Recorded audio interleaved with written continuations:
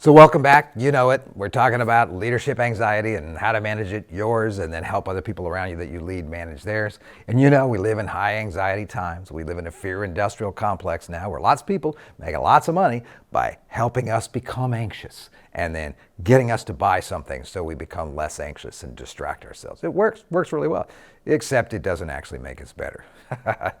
So let's talk about the last set of thoughts that I want to share with you about this concept. So we have groups of people that I like to call low pressure groups, and that's where a lot of anxiety is spreading around. A low pressure group is a group that seeks low pressure. It tries to never feel bad or difficult. It's a group of people that wants very much to make sure that it's comfortable all of the time. But low pressure groups of people led by low pressure leaders, tend to get high anxiety. Here's how it works. High anxiety individuals that are usually high anxiety leaders lead other high anxiety individuals, and those individuals seek relief from the anxiety, not from the thing that's causing the anxiety or not to do something significant. They just want to get rid of the feelings of anxiety. And so they seek relief, and the way they seek relief is by they bunch together in groups of other high anxiety people, and they form groups. Those groups tend to function more like herds stampeding than like teams. They suspend critical thinking, they bunch together, and they run off into an anxious direction. The herd, though, is still anxious, even when it's all running together. A group of people all getting together to talk about how frustrated and stressed and anxious they are still frustrated, stressed, and anxious after they're done talking. In fact, even more so. And so in order to deal with the frustration and anxiety that they start to feel like it's an injustice, they blame other people. Everybody becomes an oppressor to them. Everyone who is not them is an oppressor. So these blaming groups then put that blame pressure on leaders to create and implement quick fixes to their anxiety. And if those leaders themselves are high anxiety people, they're going to react with quick fixes. Here, this'll fix it. But the quick fix doesn't work. The anxiety is not relieved. It's still there. More anxiety mounts, more herds, more blaming, more quick fixes, more pressure on the anxious leader, and the cycle happens again and again until the cycle turns into a spiral. The antidote to anxiety as an individual and in groups has never been something that removes anxiety. It's never been calm. The antidote to anxiety is courage. Comfort does not and never has resulted in security and the absence of anxiety. Courage does. Courageous leaders are unselfish. They serve rather than deserve. And they're really different. These kind of leaders are what Murray Bowen, who's the guy who was the founder of modern family systems theory, he called them well-differentiated leaders. And differentiation refers to a person's capacity to define himself or herself, to define their life, their goals and values, apart from the anxious and manipulative pressures of those around them. The focus of differentiation, as we're using it here, is on the ability to think clearly and carefully as another means outside of our feelings or along with our feelings of knowing ourselves and of discovering what is the best course of action to take and what the world is actually like.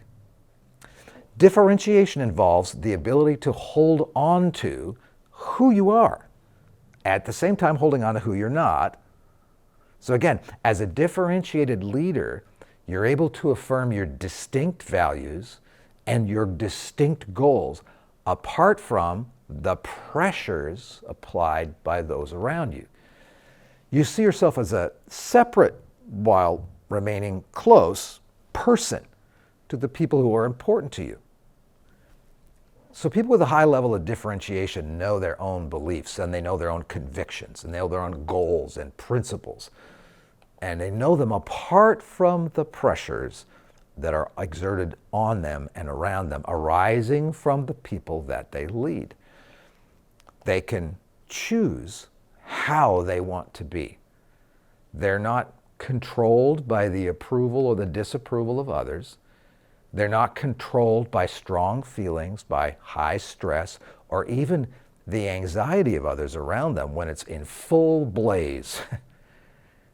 They notice these pressures for sure. They aren't like some cold fish or cold robots, but they're not controlled by them. They don't allow these pressures around them, often coming from other people close to them, to overwhelm their capacity to think and to act. They can disagree with people and not disengage from them. So a great way to think about differentiation in leaders is by using a scale that I'm going to change a little bit from Murray Bowen's work.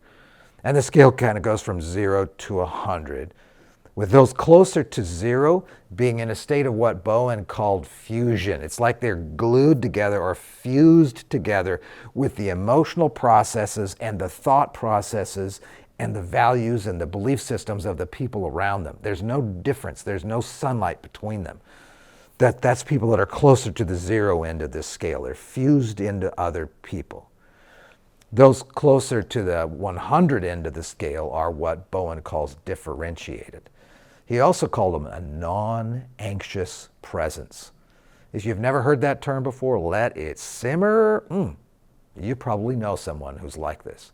A non-anxious presence. They're very present, they care, but in the midst of even chaos and stress and anxiety, they themselves are not anxious. Wow, how'd that happen? So these fused or undifferentiated leaders have a very little sense of themselves. They tend to need continual affirmation and admiration from others around them because they don't have a clear sense of even who they are or what their compass is.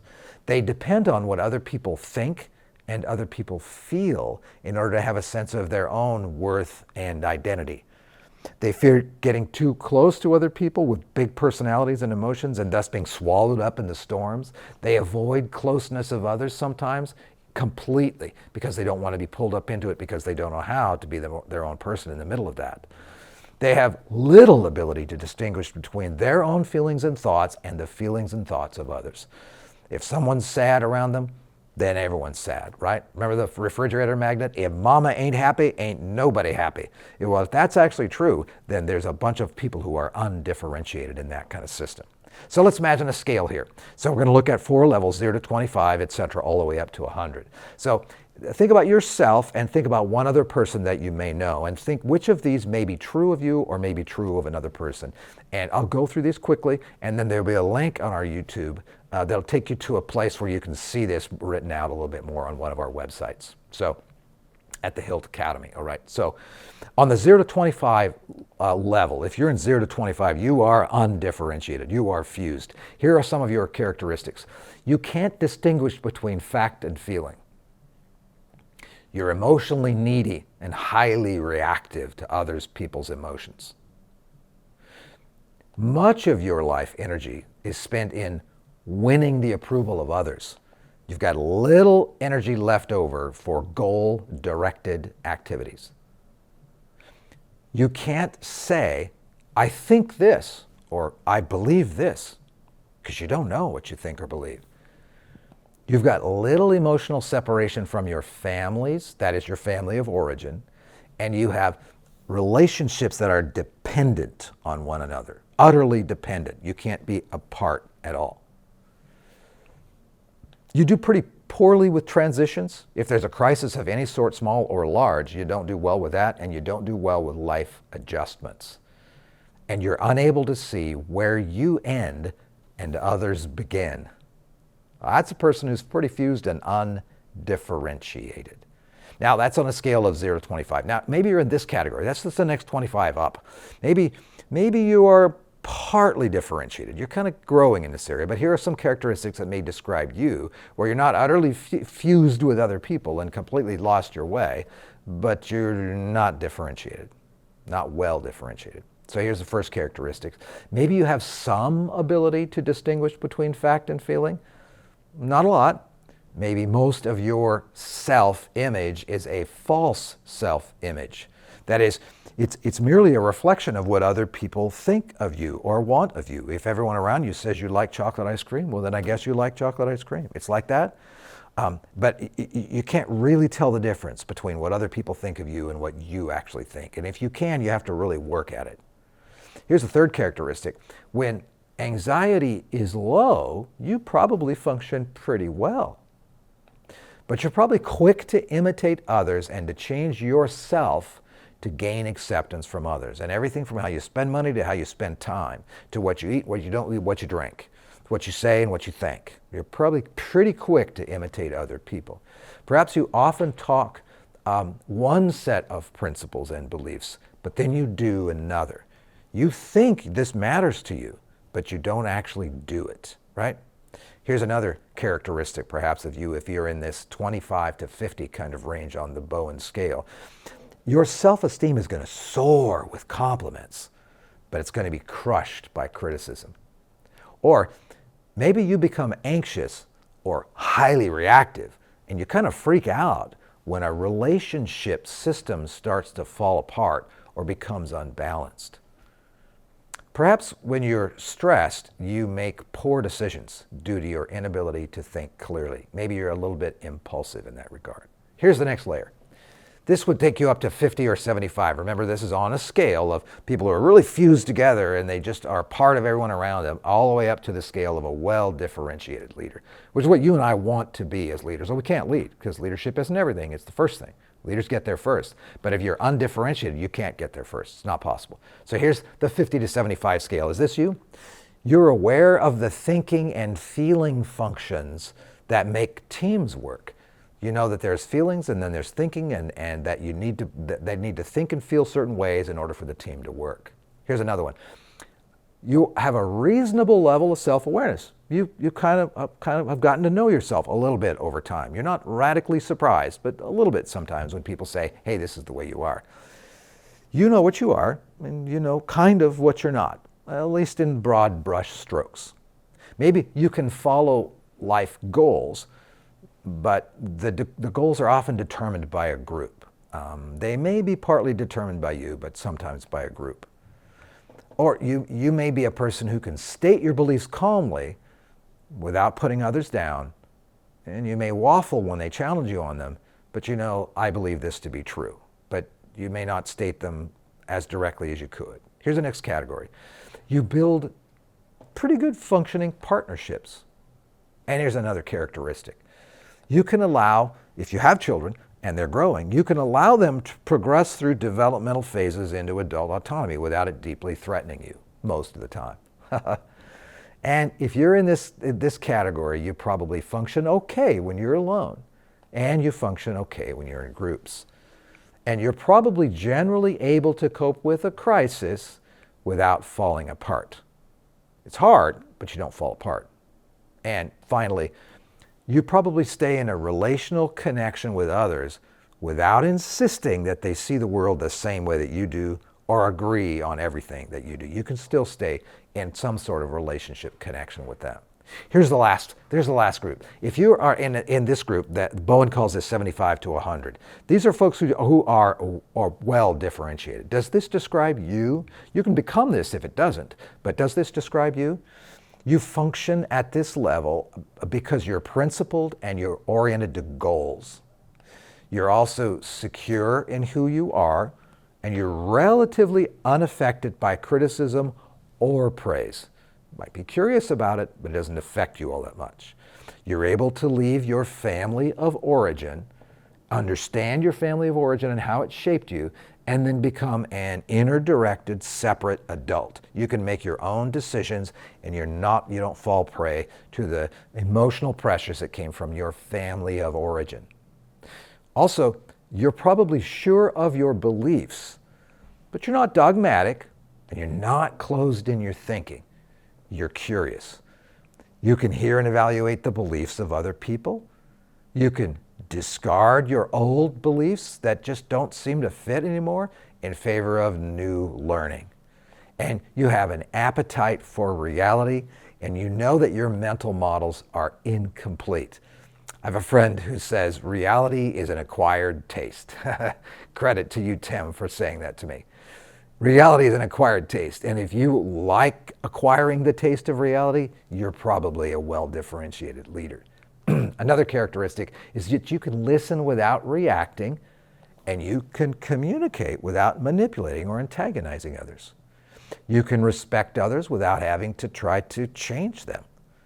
And you're aware of your dependence on others in groups and in teams, but you encourage them to be free and enjoy their own life even while you depend on one another. You know how to play. And the last characteristic is you're able to maintain a non-anxious presence right in the middle of pressure. You're able to take responsibility for your own direction in your own life, and you don't blame people. Those are the characteristics of a well-differentiated leader. So, where are you? Step on the scale of your leadership and see what it says. Look in the mirror of your leadership and see what it says. Pay special attention to yourself when you're under pressure and when you're around people who care about you to some degree and about whom you care, and you're all under pressure. What do you see? So if you and I are to be really effective leaders, especially under pressure and in highly anxious times and in the midst of the storm of anxiety that is our society, we need to learn to have the inner architecture that allows us to be fully engaged but differentiated from the emotional hijacking of those that we lead. Because the storm is the norm. Calm waters are rare. So if you're going to thrive as a leader, it's going to be during storms. Here's a final thought. You may want to rewind this, listen to the whole scale again. This time thinking of somebody, like I said at the top of this, who you know, who is in the 75 to 100 level of this scale. Maybe reach out to him or her for lunch or dinner. Share this video with them before you meet and see what they have to say about how they became a well-differentiated leader. You'll really be glad you did. Okay, my friend, you've got important work to do. Leadership is hard. Don't make it harder than it needs to be. Here's to you.